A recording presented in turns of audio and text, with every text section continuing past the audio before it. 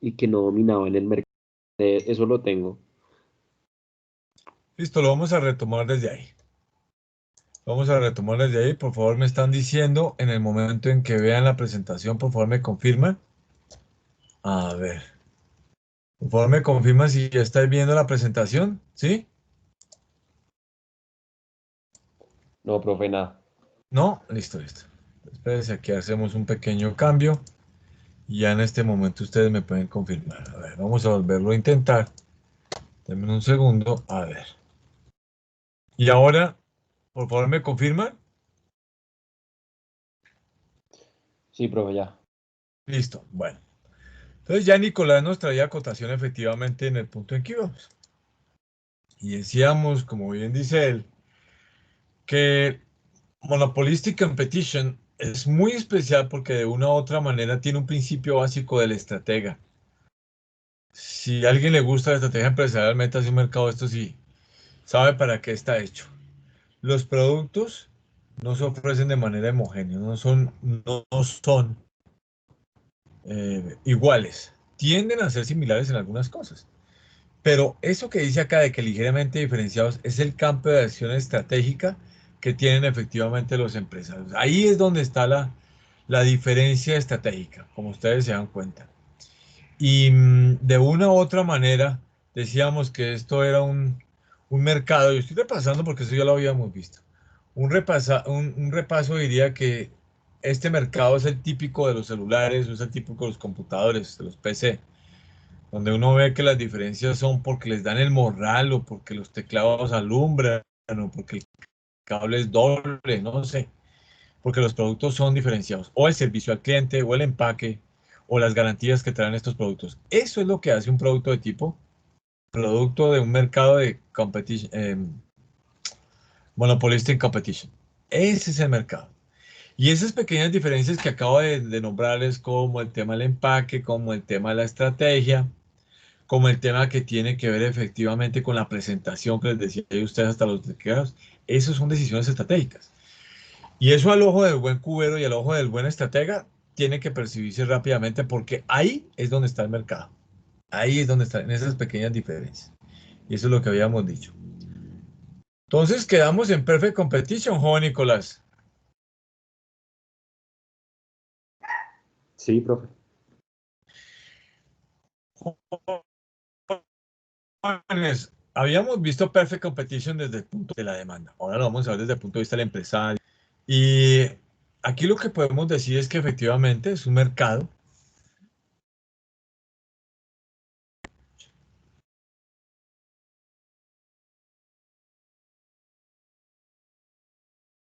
Creo que se cortó momentáneamente. Este es un mercado, el de perfect competition, donde nadie toma posición dominante en el mercado. Ningún empresario. Ni por precios, ni por calidad. Es más, los productos son iguales. Entonces piensen ustedes, por ejemplo, en una panadería, en una lavandería como servicio, en una panadería, en un tipo de pan. Los panes son iguales. Hasta hoy en día pesan, inclusive los gramos son iguales. Les ofrecen a uno por 250, 150 gramos.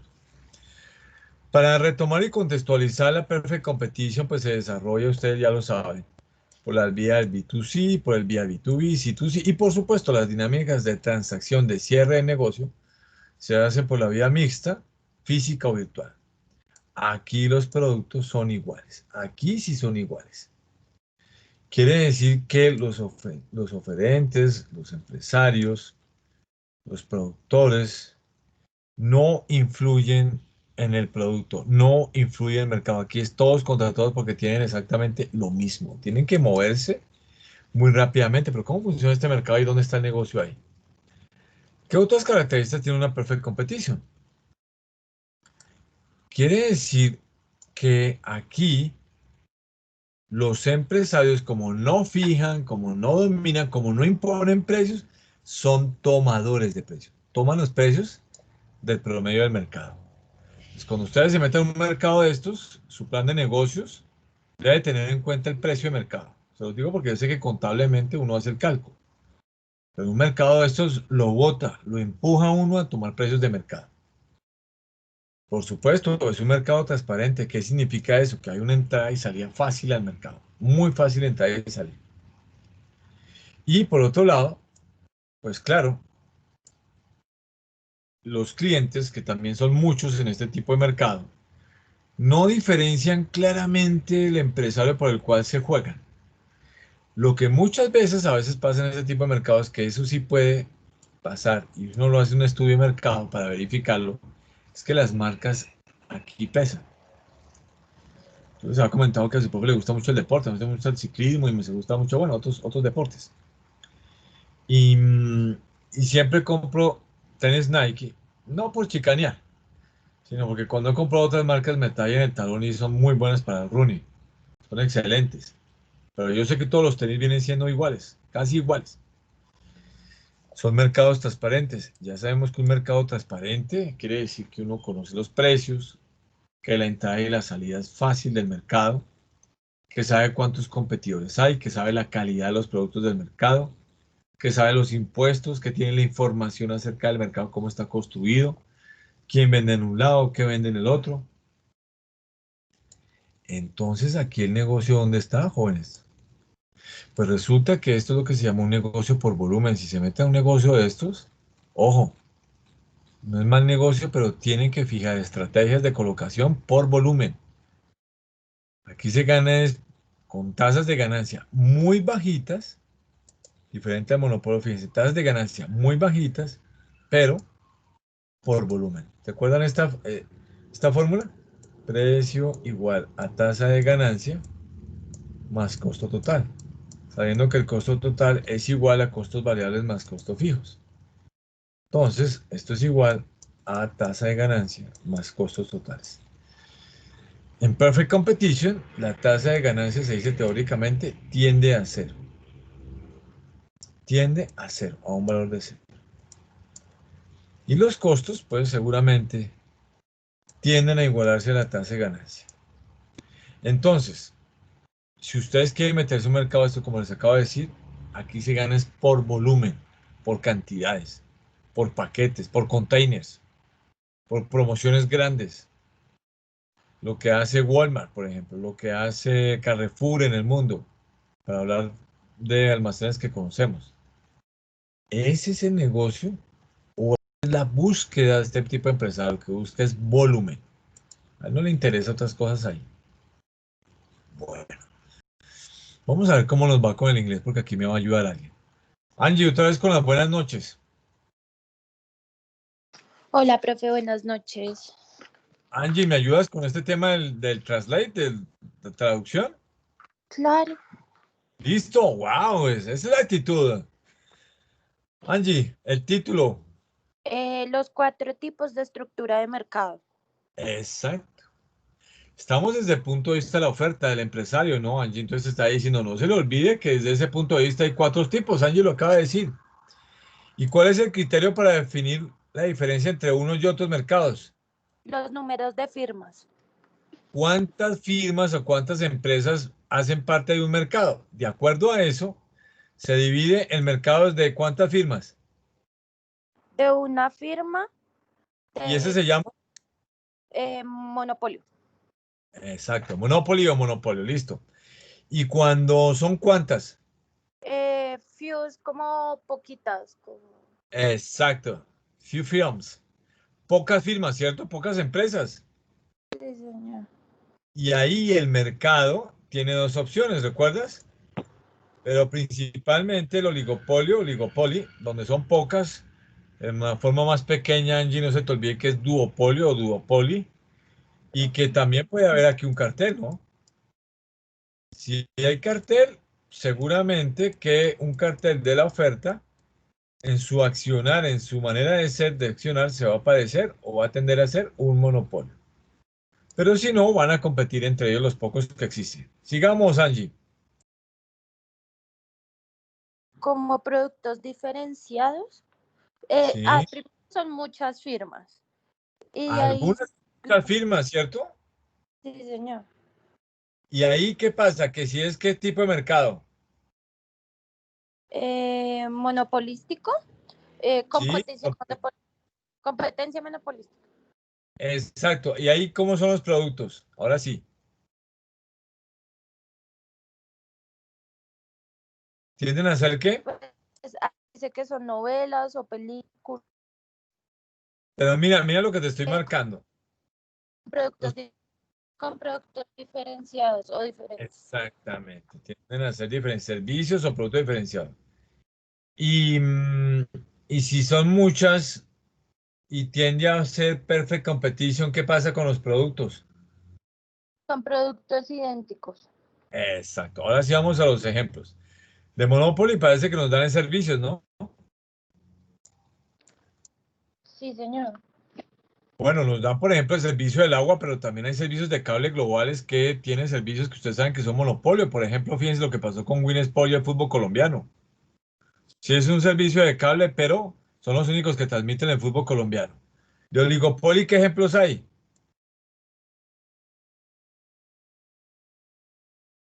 Angie, Perdón, bueno, profe, se me fue un poquito el internet, señor. en oligopolio, ¿qué tipo de ejemplos ves por ahí? Pelotas de tenis y como aceites crudos. Me imagino que se refieren al petróleo. Sí, exacto. El petróleo, y por ejemplo, bueno, es que marcas de bolas de tenis hay como dos o tres. Me ocurre de Tica Dunlop. Y de empresas dedicadas al exploración y explotación, ExxonMobil. O sea, son muy poquitas. Y en Monopolistic Competition, ¿cuál es el ejemplo? Novelas y películas. Sí, novelas y películas, fíjate lo que está pasando hoy en día, que cada vez hay más operadores que ofrecen eso. Y en Perfect Competition, Leche y como productos del trigo que son whey, si no estoy mal. efectivamente, pero fíjate que la característica es que son bienes de primera necesidad. Realmente la Perfect Competition es donde entran los bienes de primera necesidad. Ah, esa Angie está imbatible, no, vamos a ver. Angie, ¿qué? Midámosle a esta parte también. Sí, qué caramba. Pero yo te hago la introducción. Bueno, este otro cuadro, jóvenes, tiene un elemento adicional. El pasado me dijo qué tipos de mercado había, qué características y hasta los ejemplos. En este gráfico lo que me dice, mire, me dice, vea, si se va hacia el extremo de arriba, son los mercados que son menos, perdón, más competitivos. Y los de abajo son los menos competitivos. Entonces aquí menos competitivos y aquí son los más competitivos. Entonces, si están en la punta extrema de abajo, son los menos de los menos competitivos. Y si están en la punta de arriba, son los más competitivos. De acuerdo a eso, Angie, ¿cuáles son los menos competitivos? Los menos es el monopolio o el oligopolio, El oligopolio. monopolio y el oligopolio, ¿cierto?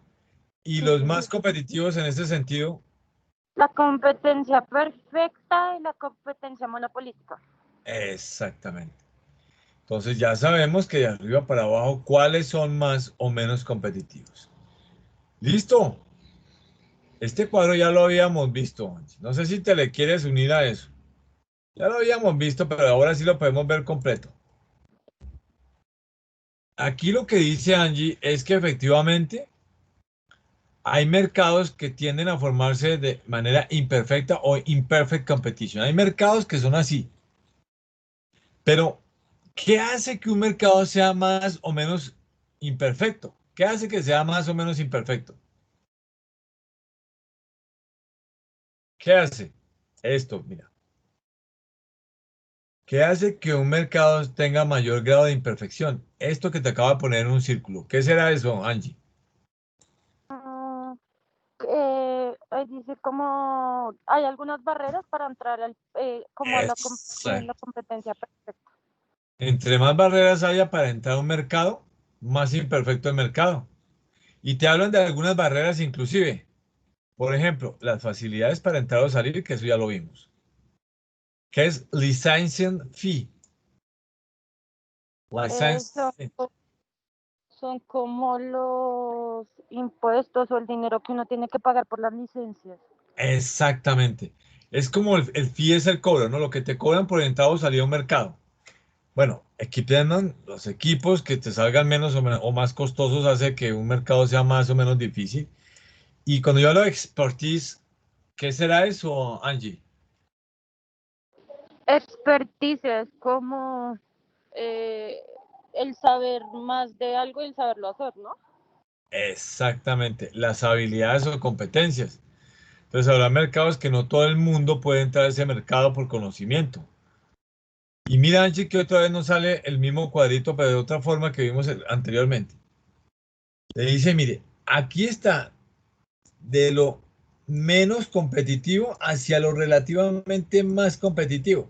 Y nuevamente, los mercados menos competitivos, o sea, con mayores barreras, son los siguientes.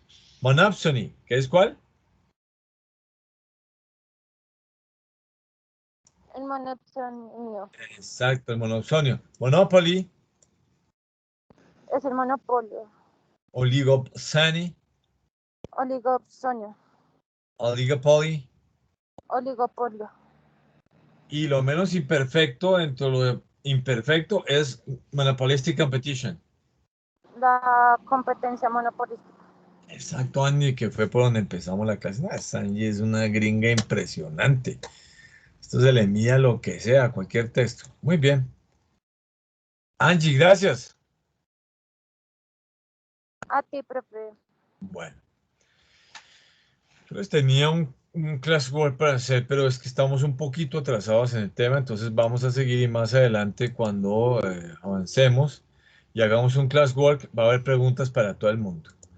Entonces, vamos a una clase y a otro tema súper importante.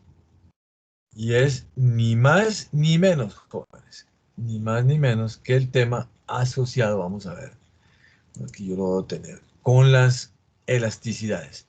No veo por acá. Denme un segundo, por favor, porque no veo las elasticidades por ningún lado. A ver, denme un segundo. Las teníamos aquí antes de que ustedes llegaran y ahora se me perdieron esas elasticidades.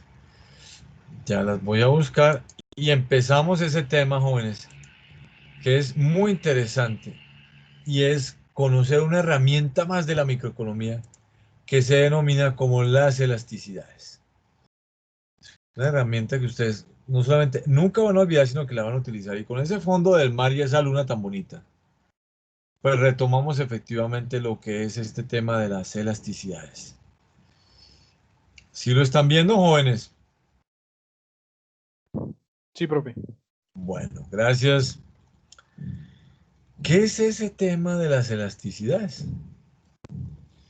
Y como siempre, nuestra clase no es ajena a hacer reflexiones, a pensar, a analizar, a darnos cuenta que no solamente somos seres intelectuales, sino somos seres razonables, inteligentes por ende. Y por eso les traje un video chiquito, que lo vamos a ver antes de empezar clase. Pues denme un segundo, ya aquí lo tengo listo y ya se los voy a pasar. Y les voy a pedir que cuando entre me confirmen.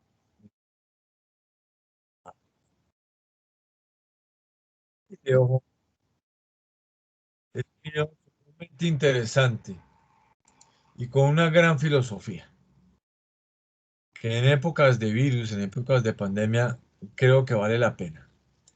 Por favor, nuevamente me confirman si están viendo el video en la pantalla y por supuesto si lo están escuchando. A ver. ¿Si lo están escuchando, jóvenes? Sí, profe. Sí, profe. Listo. Ok.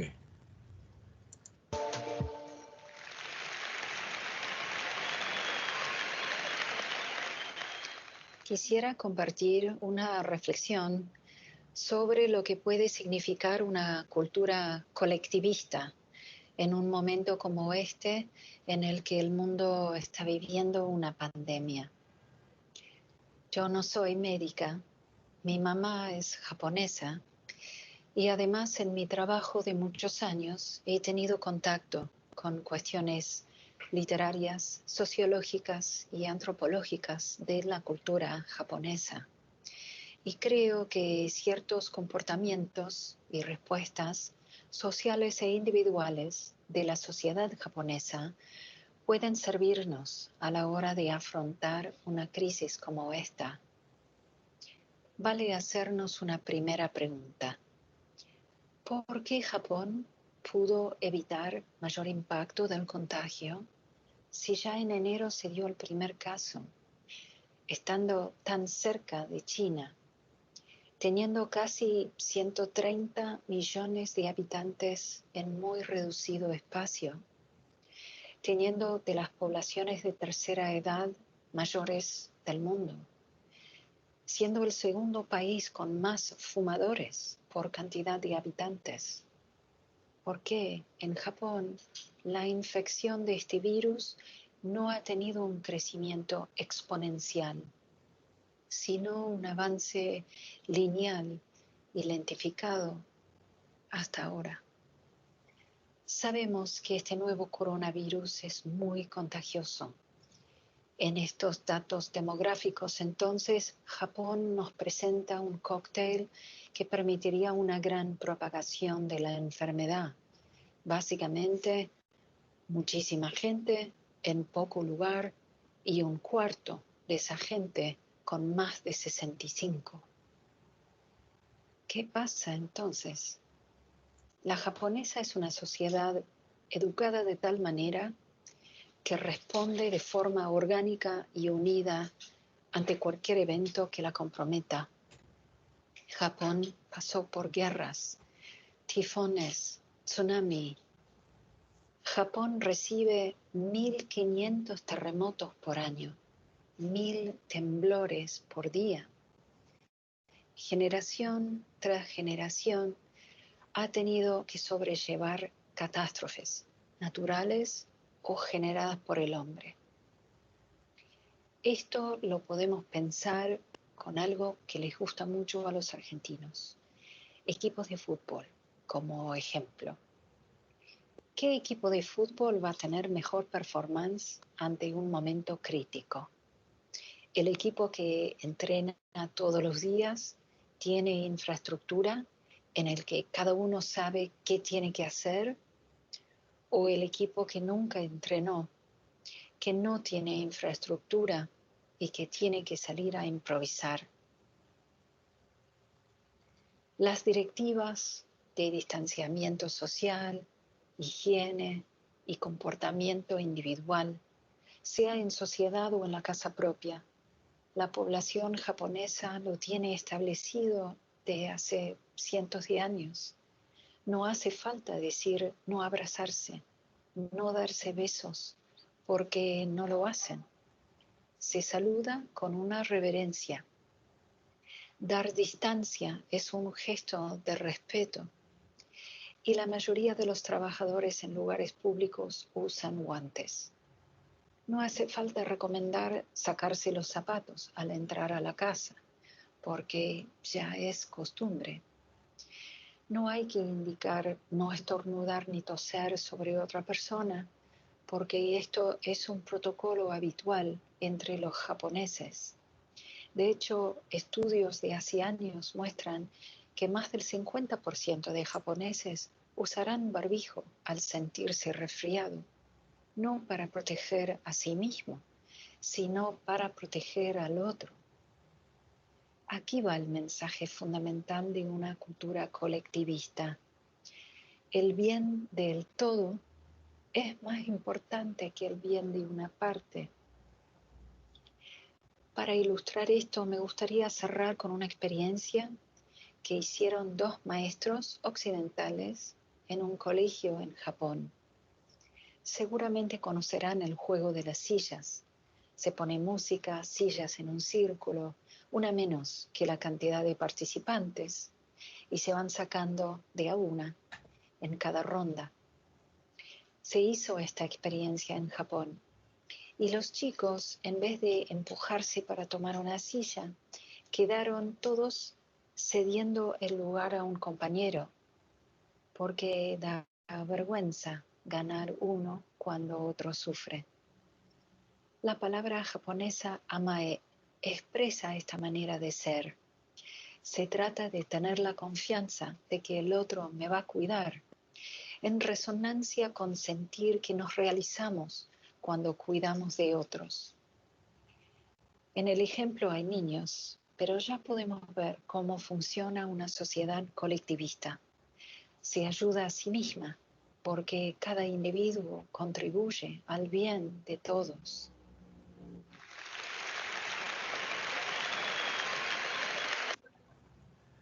Bueno, jóvenes, pues yo les traje de esta literata, pues yo sé que no es muy conocida aquí en Colombia. Ella es muy conocida sobre todo en el sur de este continente, particularmente en Argentina, Uruguay. Y como ella les contó, es uno de sus padres, es de origen japonés, pero ella se dedica a eso y a la literatura. Y yo les traje esta reflexión porque me asusta ver lo que está pasando en Europa, una parte del mundo que no ha sido el mejor ejemplo. El rebrote es tremendo desde hace 5 días. El promedio de enfermos diario es de 200.000 personas diarias, promedio. Eso es una barbaridad, eso es una locura. Lo que más me llama la atención en el caso europeo es que ayer o anteayer estaban en marchas de personas que no creen que esto es una pandemia y que los están obligando a cuidarse por la fuerza, cosa que ellos no quieren. Y pues eso denota una sociedad donde la humildad está haciendo falta y por supuesto el sentido colectivista también está haciendo falta. Porque cuando uno se enferma, desafortunadamente le prende esto mínimo a una persona más, que puede ser su hermano, su abuelo, sus padres, su amigo, su amiga, y uno con quejarse de eso ya no tiene marcha atrás. Yo quería dejarles esta reflexión, este elemento de juicio que permite entender lo importante, jóvenes, de cuidarse. Pero también nos deja una enseñanza al estilo japonés. Quienes hemos trabajado, quienes hemos estado con japoneses, sabemos que lo que dice la señora en buena parte es verdad. Es decir, allá se ve con muy mal ojo cuando las personas llegan allá a las universidades, a las empresas y hablan siempre en primera persona. Yo hice, yo puse, yo trabajé, yo. Porque se sabe que son personas posiblemente muy inseguras de sí mismas, por un lado, y por otro lado, pues no son personas que contribuyen para la sociedad. Parte de la culpa de esto es la educación que recibimos a veces en los colegios y en las universidades, donde establecen que el parámetro es usted y el resto del mundo se puede desvanecer al lado suyo y usted no va a hacer nada. Pero en esta sociedad, fíjense que cuando se piensa de manera colectiva, todo tiene solución rápidamente. Todo, absolutamente todo. Les digo que yo conozco esa sociedad y doy fe de lo que está diciendo esta persona. Uno sube a un tren, por ejemplo, los tren bala o los trenes municipales. Y en las partes de atrás están las maletas. Y la gente llega y así tenga usted dinero en esa maleta, usted la deja atrás. Y cuando salga va a encontrar esa maleta. Porque es tanto el respeto a lo colectivo, a lo que no es mío, que no cabe en la cabeza que una persona haga eso. Y si lo llega a hacer es porque uno es de ese país, o porque de paso les cuento, las normas de castigo en estos países son normas draconianas. Es decir, un robo y si es a mano armada mínimo son 10 años y posiblemente inconmutables, o sea, no pueden hacer nada para que ustedes no se queden ahí en la cárcel. Y ustedes saben el caso, por ejemplo, de China, donde la pena de muerte la puede adquirir a la vuelta de la cuadra cuando es tema de narcotráfico. Curiosamente hay más de 100 colombianos en ese proceso que es inadmisible, impensable. Bueno, jóvenes, después de esa reflexión, retomemos nuestra clase. Y esta clase en particular apunta al concepto, como decía ahí, de elasticidad. Pero lo primero que hay que tener en cuenta es que para lo que vamos a hacer de la elasticidad precio-demanda, que ya les voy a decir, es para bienes normales o servicios normales. Ya sabemos que los bienes normales son aquellos que cuando los precios suben, la cantidad demandada baja. Y cuando los precios bajan, la cantidad sube. Esos son precios relacionados inversamente con la demanda de los bienes y se denominan, y ustedes saben, bienes normales. Entonces, aquí vamos a trabajar con ese tipo de bienes. Y efectivamente es como dice acá, se cumple la ley de demanda para nuestro análisis. Pero Alfred Marshall, que fue el que trabajó este tema, no su profesor Ojeda, sino Alfred Marshall, mucho más inteligente y capaz que su profesor y escribió cosas muy interesantes, imagínense, vigentes a 130 años. Dice, mire, esa manera, o lo importante de las elasticidades es revisar las relaciones porcentuales entre las variables. Y para evitar que el signo negativo se interponga en el análisis, la fórmula tiene que ir en valor absoluto. Hecha esta introducción, pues pasemos. Pasemos efectivamente a la fórmula y explicar varias cosas. La primera de ellas, jóvenes, es que la elasticidad precio-demanda tiene, como dice acá, varios acrónimos o varias iniciales. Yo traje en esta página 2, a la otra página vamos a ver otra. Normalmente la elasticidad se coloca con una mayúscula y el precio por un lado y la demanda por el otro. Eso sería elasticidad precio-demanda. O, como es la más conocida y la más utilizada, se dice elasticidad precio, elasticidad y la P nomás. Ya se sabe que es elasticidad precio-demanda. Ahora vamos a la fórmula. La elasticidad precio-demanda es igual a la variación porcentual en la cantidad, vamos a ver, sobre la variación porcentual del precio. Voy a recurrir a la matemática de ustedes que trabajaron hace algunos años en sus colegios. No se les olvide que la parte superior de una fracción se llama numerador y que la parte inferior de una fracción se denomina denominador. Pues bien, para encontrar la variación porcentual del denominador la fórmula es esta. Es, a ver, x sub 2. No, hay un momentico que escribí mal, perdón. Y sub 2 menos y sub 1. ¡Hola, la! Perdón que su profe se enredó acá. Me toca borrar porque si no yo los enredo a ustedes. Entonces, primero escribamos cómo se escribe una pendiente. Y la pendiente de cualquier variable, pues ustedes saben que es y sub 2 sobre y sub 1 sobre x sub 2 sobre x sub 1. Y si a la pendiente yo le quiero sacar variación porcentual, pues utilizo la misma fórmula. Entonces sería multiplicado por 100. Y sub 2, ahora sí se ve bien. Sobre y sub 1, y sub 1, sobre x sub 2 menos x sub 1. A ver si estoy haciéndolo bien. A ver. No, su profe hoy está pero menso. Qué pena utilizar esa palabra porque es que es así.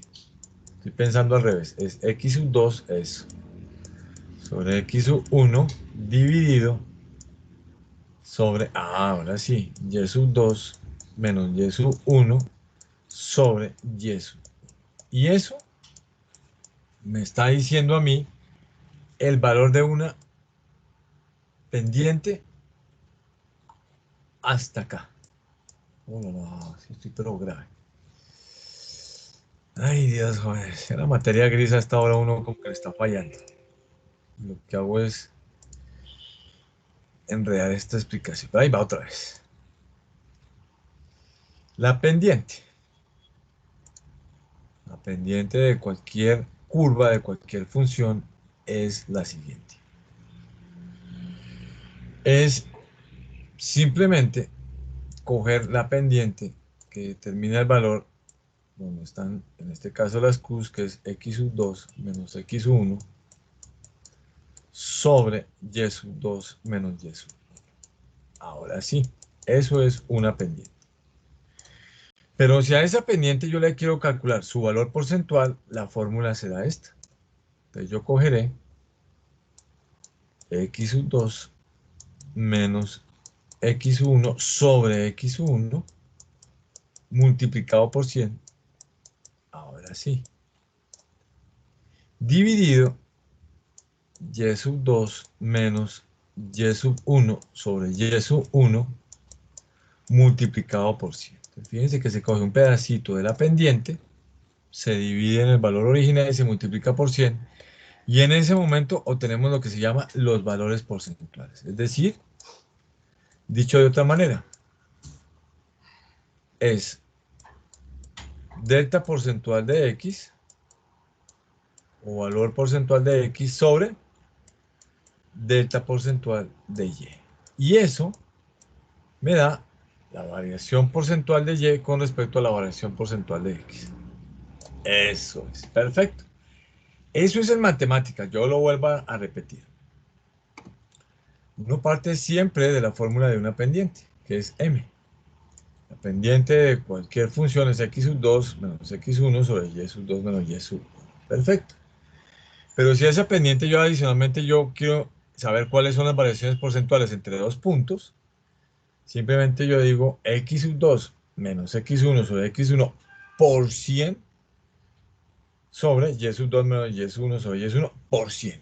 Y eso es equivalente al valor porcentual de X sobre el valor porcentual de Y. Eso, hasta ahí vamos. Estamos bien. Ahora vayámonos a la fórmula de la elasticidad y nos vamos a dar cuenta que esa fórmula es muy parecida a lo que acabamos de hacer. Porque dice la elasticidad precio-demanda, dice, mire, ella tiene su propia fórmula, pero cambia una cosita por ahí. Dice, arriba, variación porcentual de la cantidad. Ah, pues está igual, ¿no?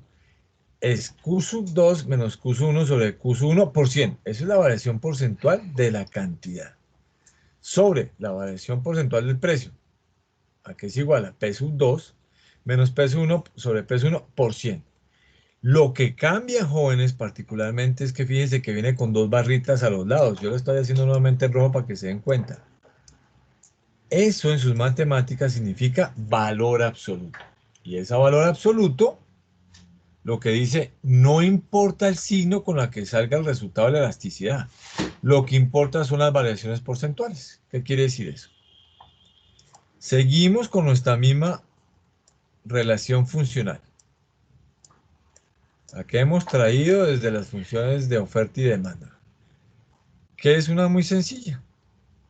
Que dice, mire, Q es igual a F de P. ¿Y qué significa QF de P? Que las variaciones en el precio me afectan las variaciones en la cantidad. Eso es lo que me está diciendo, efectivamente. Entonces, dicho de esa manera, jóvenes, esta relación sigue funcionando acá. Es decir, las variaciones porcentuales en el precio,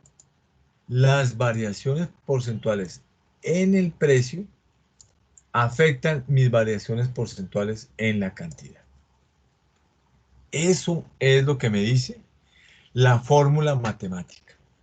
Y microeconómicamente me dice, mire, cada vez que cambie porcentualmente el precio, hacia arriba o hacia abajo, en un mercado, mire a ver porcentualmente cómo reaccionan las cantidades. Eso es lo que me dice la elasticidad precio-demanda, las cantidades demandadas. Entonces, la elasticidad precio-demanda microeconómicamente me está diciendo, oiga, fíjese en el mercado cómo variaciones porcentuales en el precio me genera variaciones porcentuales en la cantidad. Q igual a F de P, pero esta vez una relación desde el punto de vista porcentual. Perfecto. Hasta ahí estamos bien. Pero veamos a ver qué más nos comentan con respecto a la elasticidad. Efectivamente, aquí los cambios tienen que ver no solamente con bienes tangibles, sino con insumos y por supuesto con servicios. Ya sabemos que otro acrónimo diferente a EPD es EP. Perfecto, quiere decir elasticidad precio-demanda de las dos. Y cuando yo hable de elasticidad, demanda, en inglés yo digo demand elasticity. Y también la puedo dejar de esta manera con este acrónimo. En inglés, la elasticidad, demand elasticity, y que también tiene que ver con este acrónimo de SUP. Joven Oscar David Martínez, ¿quedó claro lo que estamos explicando? Sí, profe. Bueno, Oscar, yo te hago algunas preguntas. Bueno, Bueno, Oscar, ¿la elasticidad precio-demanda tiene un solo acrónimo? ¿Tiene un solo signo para que yo sepa que se está hablando de eso? La elasticidad precio-demanda, sí es un solo, ¿no? Pues, Mira, habíamos yo dicho, aquí tengo uno y aquí tengo otro. ya me perdí, es que me perdí. Ok, Entonces, ¿qué decimos ahí? ¿Tiene uno solo? tiene dos. Uno para cada uno, ¿no? Quieren EP, decir lo mismo, Oscar David. sí, Lo mismo. EPD o EP es elasticidad precio-demanda. Es exactamente lo mismo. señor. Segunda pregunta, joven Oscar. Matemáticamente, ¿cuál es la fórmula de la elasticidad precio-demanda? Eh, la de precio-demanda es variación porcentual, creo. Esa. ¿De Variación quién? porcentual de la cantidad sobre variación porcentual del precio. Exacto.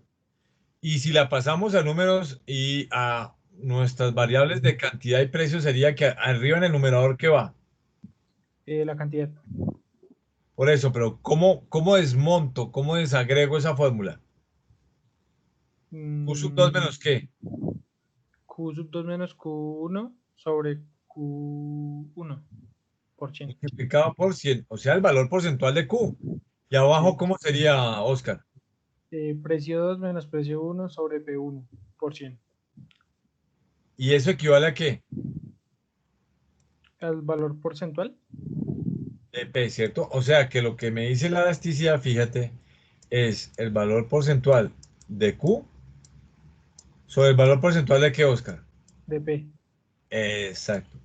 Pero todo, por supuesto, el resultado que me dé en valor absoluto, Oscar.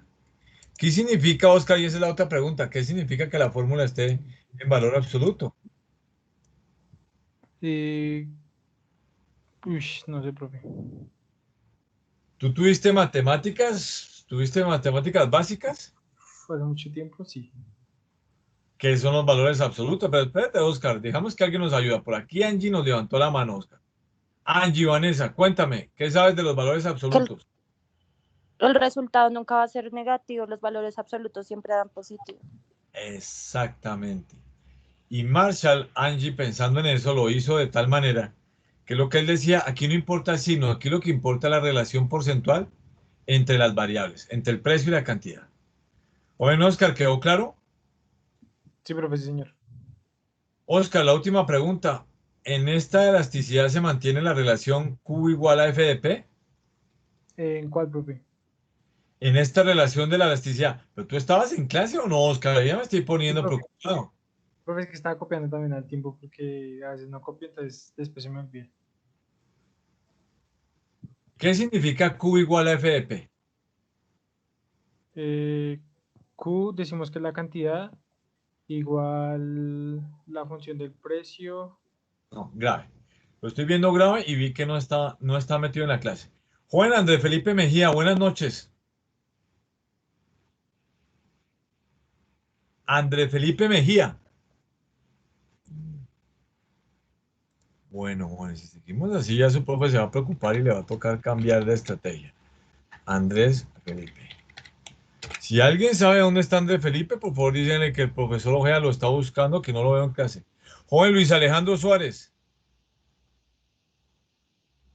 Luis Alejandro Suárez. Muy bien, muy bien. Bueno. Joven Brian Camilo Moreno. ¿Me escucha, me escucha? Profe, Joven Luis. sí, señor. Profe, yo le envié un correo ahorita, lo que pasa es que mi internet está súper malo. Se lo envié apenas empezó, porque Mejoremos. siempre... Aprovechemos que estamos mejorando. Lo que caramba. Aprovechemos. ¿Qué significa Q igual a F de P? Que eso lo vimos en las clases pasadas. Eso ya lo habíamos visto en clases pasadas. Así yo lo había explicado y eso lo expliqué en clases pasadas. ¿Qué es Q igual a F de P?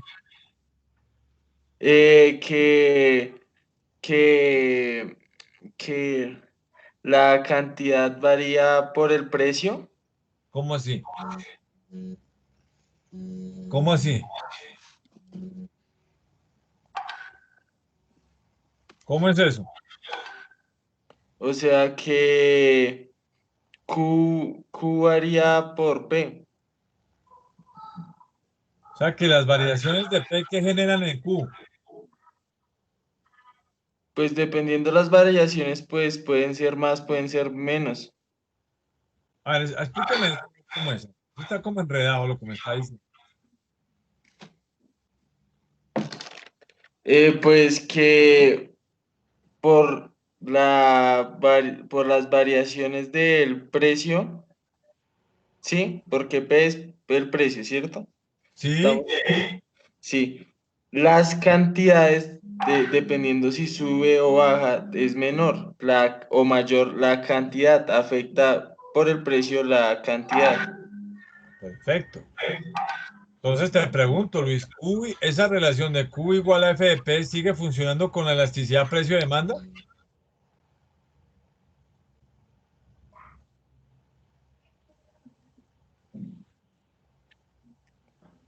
Eh,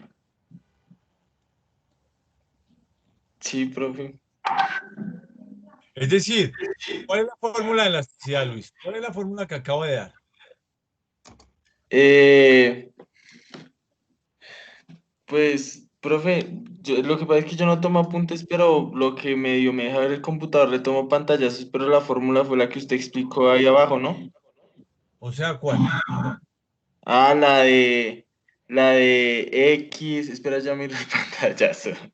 La que está ahí de azul, de abajito azulita, la de X2, espera a ver si me acuerdo, espera, ya miro en el documento.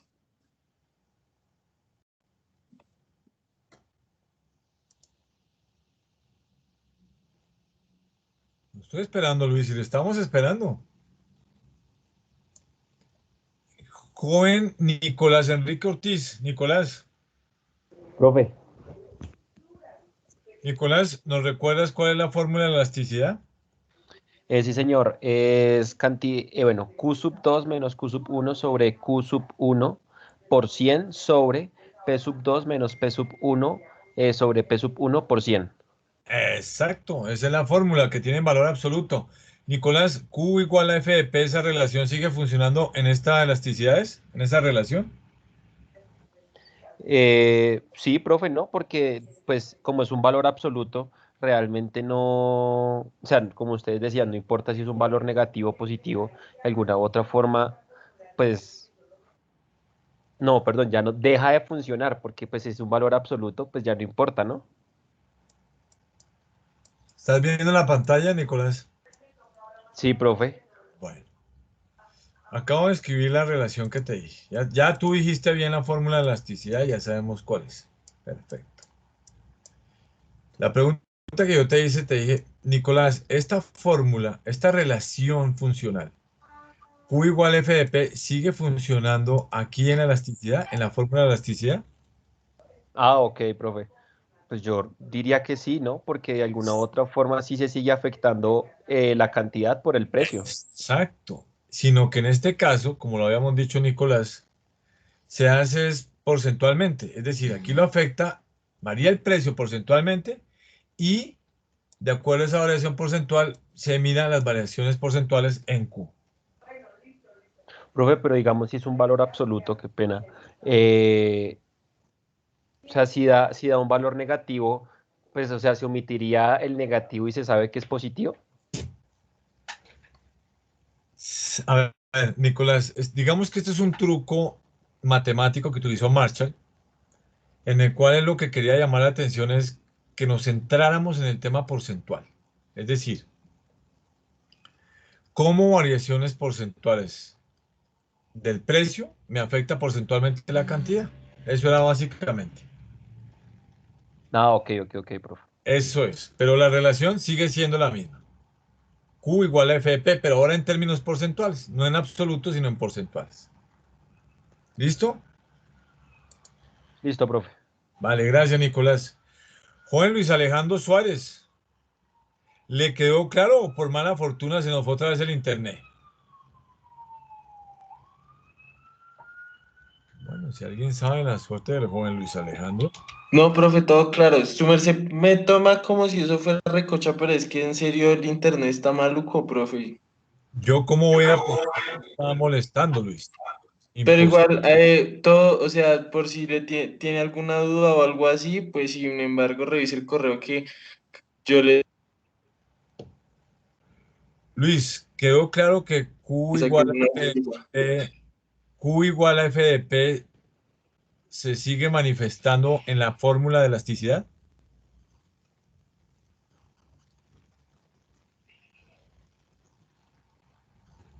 Bueno, mientras que Luis sigue Profe, manejando el tema del internet. Sí, Juan Camilo, dime.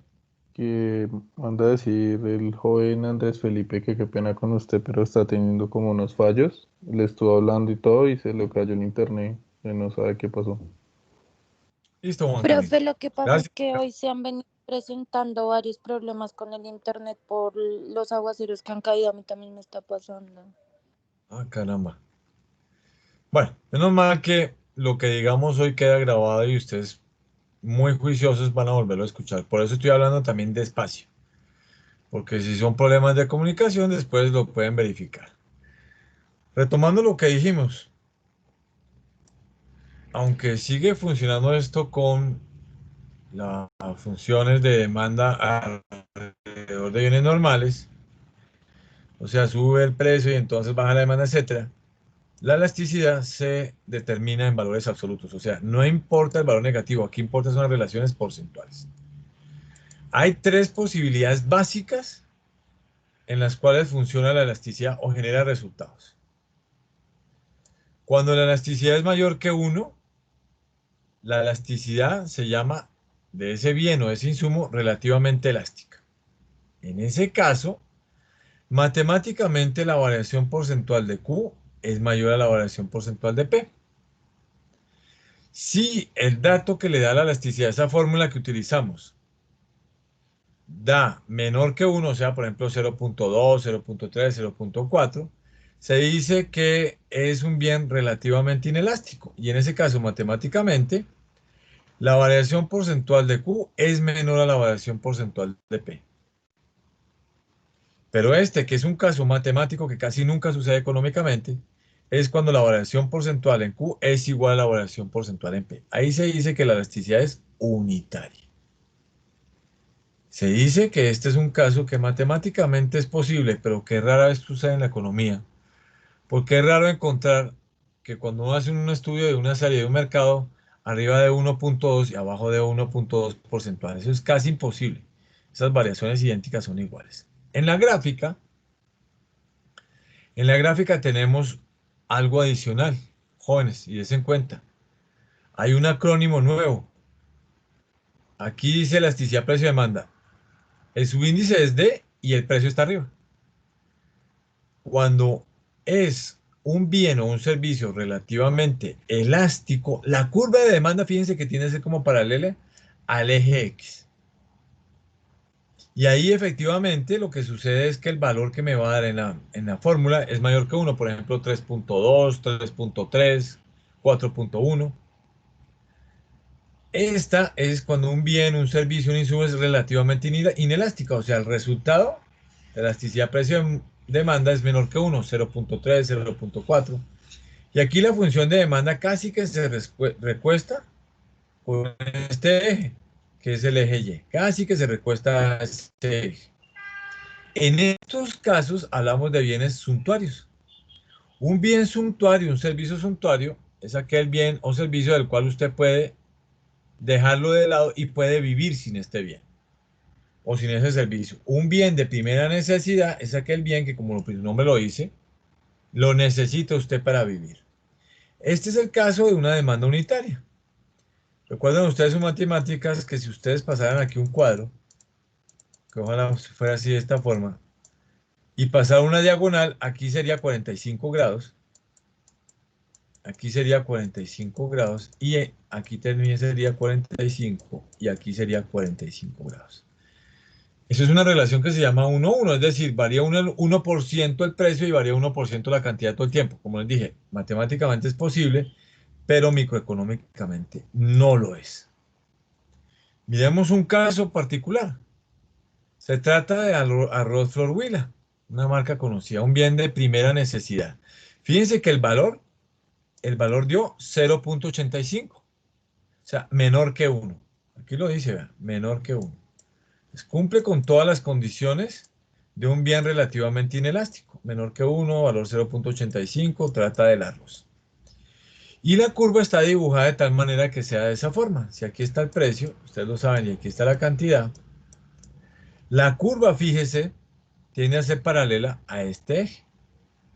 Y aquí lo que vemos es que las variaciones del precio son estas y las variaciones de la cantidad son estas. Es decir, también gráficamente se cumple con esta condición. Las variaciones porcentuales en Q, que son estas, son menores a las variaciones porcentuales en P, que son estas. Entonces, se trata en la interpretación de mercado de un bien relativamente inelástico, es decir, un bien de primera necesidad. Entonces, por ejemplo, imagínense ustedes una droga, un medicamento, puede ser un servicio asociado a la parte médica. Bueno. Y si no, jóvenes, miren este otro tema. Este es un servicio, pero es un servicio que tiene que ver con el manicure. Aquí lo dice claramente. Aquí el resultado de la fórmula que les dije da 2.14, o sea, mayor que 1. Fíjense, aquí da mayor que 1, 2.14. La gráfica es diferente. Aquí la curva tiende a ser acostada como hacia el eje X. Y si yo sacara dos valores diferentes, por ejemplo, sacara este y aquí tuviera un punto A, y aquí otro punto aquí sobre la curva y un punto B, veríamos lo siguiente, es que se ve gráficamente. Miren. Estas son las variaciones porcentuales de A, mientras que estas son todas las variaciones porcentuales de B. Entonces, en un bien suntuario, en un servicio suntuario, la variación porcentual de Q es mayor a la variación porcentual de P. Y les dan un ejemplo, le dicen, mire, por ejemplo, arriba dio 15% y abajo 7%. La interpretación de mercado, se trata de un bien suntuario o un servicio suntuario, es decir, uno puede vivir sin el servicio de la manicure. Jóvenes, ¿sí quedó claro con los ejemplos? Joven Laura Daniela Salinas, ¿sí quedó claro? Sí, señor. Bueno, listo. Joven Andrés Felipe Mejía, ¿quedó claro? Profe, a él se le dañó el audio. No puedo hablar. Vale, Laura. Joven Brian Camilo Moreno, ¿quedó claro? Sí, profe. Listo. Entonces, ustedes me van a hacer este workshop, en el cual fíjense que aquí es un caso diferente. Les dice, mire, aquí la elasticidad es totalmente o perfectamente inelástica. Ya les voy a mostrar la curva. Y aquí dicen, ojo, o si no, ¿qué pasa cuando es totalmente o perfectamente elástica? Yo les voy a ayudar con eso. Este es el caso en el cual la curva de demanda es perfectamente inelástica. ¿Qué quiere decir eso, joven Nicolás y jóvenes? Que aquí la variación porcentual de delta porcentual de Q, como aparece en la fórmula, es igual a 0, el valor absoluto. ¿Por qué? Porque Q sub 2 menos Q sub 1 sobre Q sub 1% da 0. 10, en este caso, 10 menos 10 sobre 10, pues da 0. Y recuerden ustedes que cualquier fracción de 0 dividido cualquier número, siempre da 0.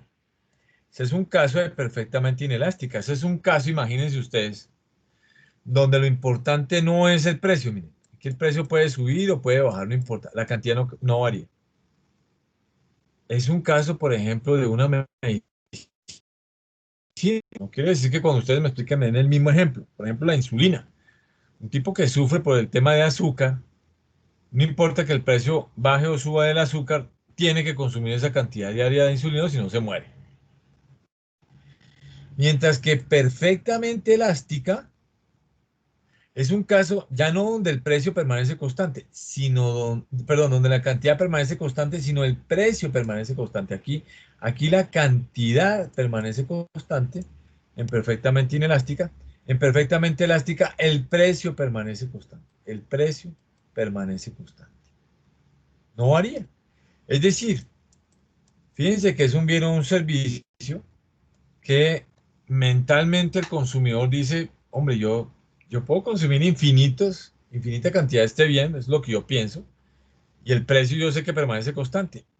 Jóvenes, es el caso, por ejemplo, de un alcohólico anónimo, donde este señor sabe que las botellas no cambian de precio, pero él mentalmente es capaz de consumir infinitamente lo que necesite, porque su grado de satisfacción y su grado de tolerancia con el alcohol cada vez es mayor.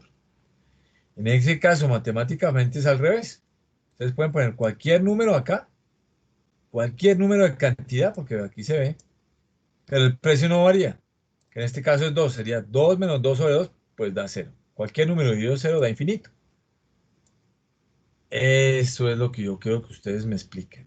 Ya les di dos casos, aquí les di el caso de la insulina y aquí les di el caso de la persona que sufre de alcoholismo.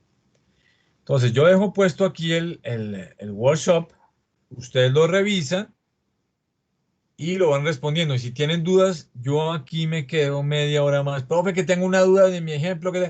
Y yo trato de ayudarles porque la próxima clase, cuando empecemos clase, les voy a pedir el favor que pasen al tablero y me demuestren qué caso trajeron, qué me respondieron, si hicieron los gráficos, que muestren los gráficos y que den un ejemplo.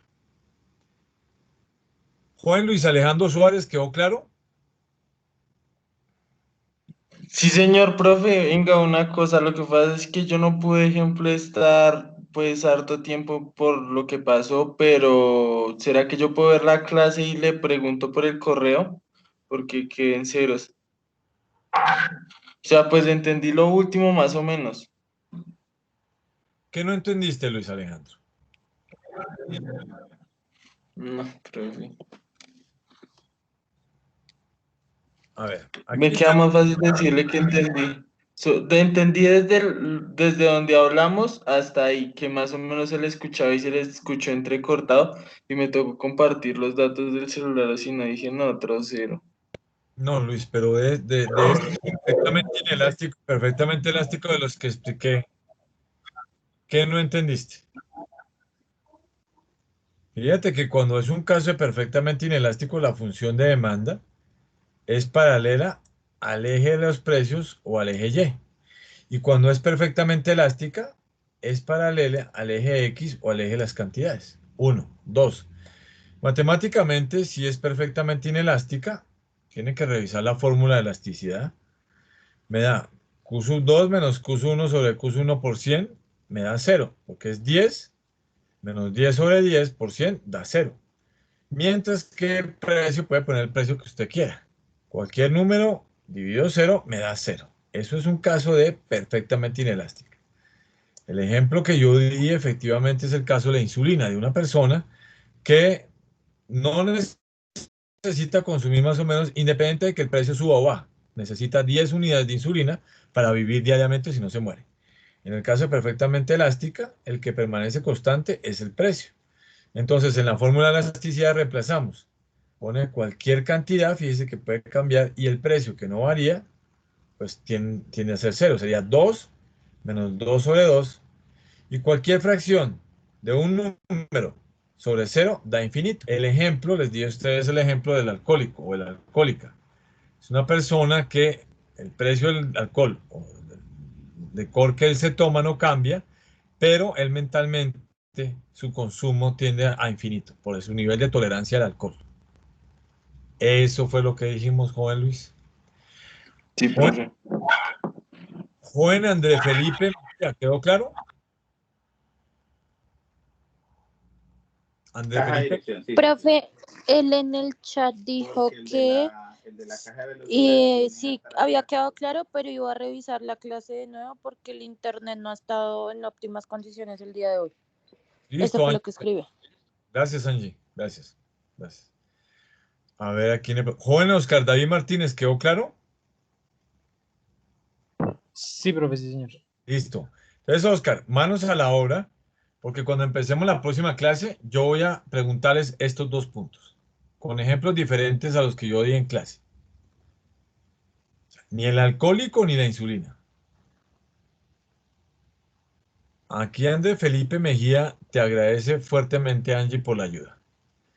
Bueno, entonces, manos a la obra, jóvenes. Aquí voy a estar pegado y por favor, cualquier duda, le preguntan a su profesor de manera inmediata. Tienen media hora para ir adelantando este taller o este workshop para tenerlo en 8 días cuando empiece clase. Inmediatamente voy a preguntarles.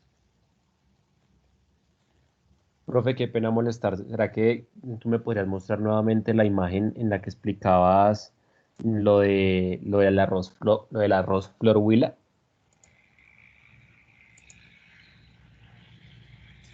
Pero date cuenta, Nicolás, que este es un caso donde es relativamente inelástico.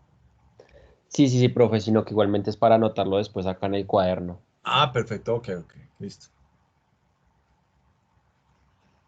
Me avisas para Gracias. volver a poner la pregunta. Ah, ok, No, ya, ya, profe, gracias. listo, ok. Listo. Cualquier duda, por favor, aprovechen esta media hora que nos queda de clase, porque esto es lo que voy a preguntar la próxima clase, tal cual cuando empiece. Profe, es individual, ¿cierto? Sí, Oscar, es individual. Es individual. Gracias. Ok, Gracias. Oscar. Joven Laura Daniela Salinas, necesito que me haga un favor, joven monitora. Señor. La próxima clase, por favor, me recuerdas para explicarles cómo es el trabajo final, porque el último corte es un trabajo final, entonces yo les voy a ir dando luces de lo que tienen que ir haciendo para que en cambio del parcial final, como lo dije yo el primer día de clase, se haga ese un trabajo final. Ujú, Y sí, ya diré de qué se trata. ok. Pues tú me acuerdas, profe, que el trabajo cómo es para el trabajo final y yo les voy contando cómo es, para que lo vayan haciendo. Bueno, pues. Ok, Laura, gracias. Buenas noches, profe. Profe, qué pena, una pregunta. ¿Lo que toca No, Nicolás. presentar va a ser oralmente o toca presentarle algo?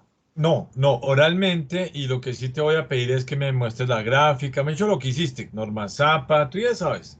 Ah, ok, ok, listo, Bien profe. presentado, ya en este tercer corte voy a bajar durísimo, Nicolás, con las normas Zapa, pero mejor dicho, ahí sí, grave. Pero como yo sé que ustedes ya saben qué es lo que no deben hacer, pues no lo van a hacer. Listo, profe, gracias. Vale, Nicolás.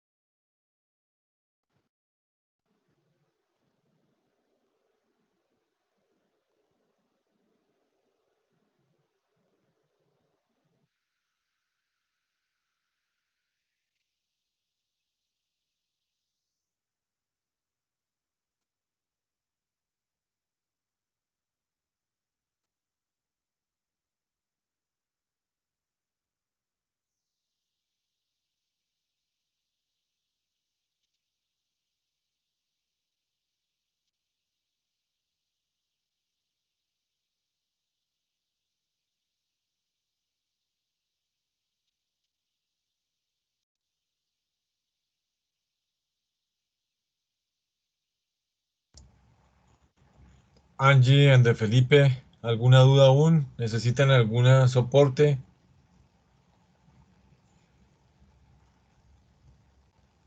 Angie, André Felipe. Bueno.